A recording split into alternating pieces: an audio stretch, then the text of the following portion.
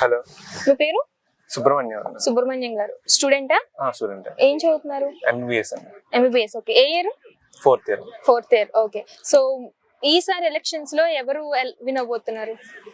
Janasena alliance అనుకుంటున్నాను. TDP party. ఎందుకు? ఎందుకంటే అందరూ చేంజ్ కావాలనుకుంటున్నారు కదా, జగన్ కాకుండా ఈసారి జనసేన అలయన్స్ వస్తుందేమో అని. ఓకే, మీరెవరు కోటైపోతున్నారు? Janasena party. Janasena. Glass. Okay, ఎందుకు అట్లా? అంటే ముందు నుంచి పవన్ కళ్యాణ్ గారు అంటే ఇష్టం, ఇప్పుడు ప్రజల కోసం కూడా ఆలోచిస్తారు కదా, సో అలాగే. అందుకనా? Okay, so why not YSRCP? 5 years పరిపాలన మీరు ఏం చూసారు?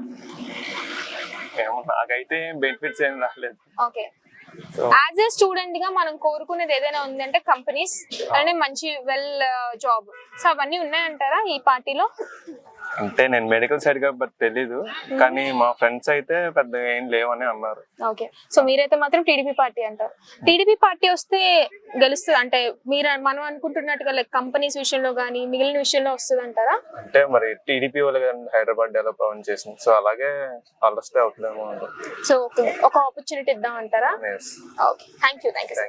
సమస్య లేని ఇల్లు ఉండదు, పరిష్కారం లేని సమస్య ఉండదు. బంధాలు గొప్పవి, బాధలు చిన్నవి. మీ సమస్యని మేము పరిష్కరిస్తాం. రండి, మాట్లాడుకుందాం.